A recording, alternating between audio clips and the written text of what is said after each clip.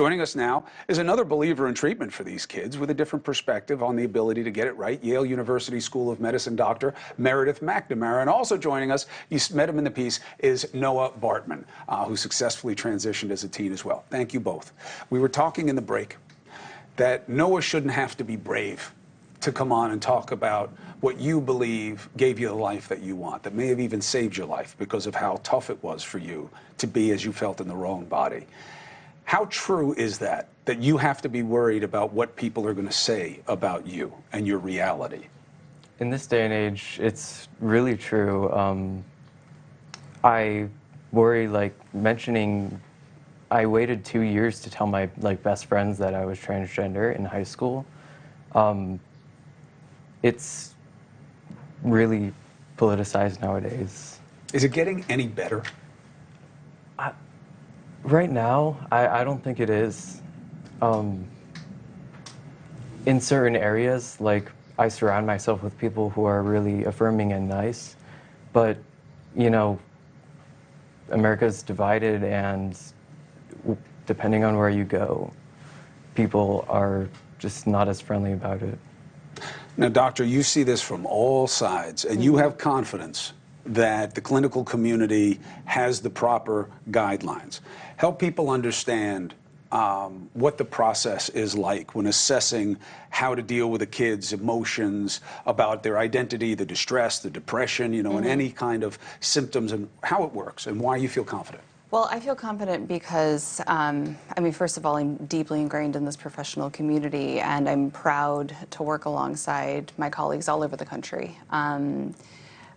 The process depends on the person, so there is no one process. The process is one of an individualized approach that is nuanced and takes the family structure into account, takes the young person's goals and identities into account, and not everyone is in distress. I think that's something that that's kind of a misunderstanding. Not everybody shows up to the doctor, you know, on the verge of suicide unless they get some sort of treatment. There's so much diversity and joy in these experiences when space is held for who they are in clinical settings. So it's everybody outside in their life that can make it hard on them. Yeah, it's all so external. you have a lot of people who come, and it's not, I'm going to die unless I do this. It's not in extremis. No. And in terms of the concern that, yeah, but when they're young, they don't know, and you should wait. We wait with kids on everything else. We don't like them make decisions about where they're going to go to college, let alone what their identity is. Response? My response is that kids know their genders. Unequivocally, cisgender kids know their genders, and transgender kids know their genders, and there shouldn't be really a difference between them. Think about how sure you felt of your gender from some of your earliest childhood memories. It's no different. The confusion comes from external factors in our society that impose cisgender normativity on young people. What do you say to parents who say, you know, but he'll figure it out, she'll figure it out, this is just a phase? What do you say? Well, I invite parents to be a part of every single conversation and every stage of it. So there's no reproach, there's no alienation. It's really important for parents to realize that they're the single best asset for their child, and to empower them with the information that we have about transgender and gender diverse identities, that young people do know who they are. And we say, you know, one thing that I like to say is, like, what does it cost you to just affirm who they say they are?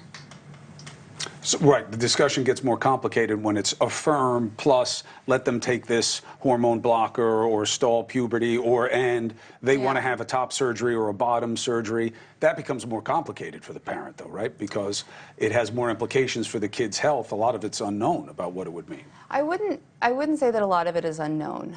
You know, we are in a very exciting phase in gender-affirming care where we're learning more and more all the time. It also happens to be a time when that care is sought to be banned in various states throughout the country. Right. And people are trying to ban it on the basis that we don't have enough information, supposedly, and that feels deeply hypocritical. Why introduce regulations and rules that limit our ability to provide care on the basis that maybe there are unknowns? It just seems like there's something missing there. They'll say do no harm, which means do nothing. Do nothing is doing harm. Hey, thank you for watching. Please go to newsnationnow.com, newsnationnow.com, and you can find News Nation on your television provider. And don't forget to click the red subscribe button down below. Then you will get more of News Nation's fact-driven coverage.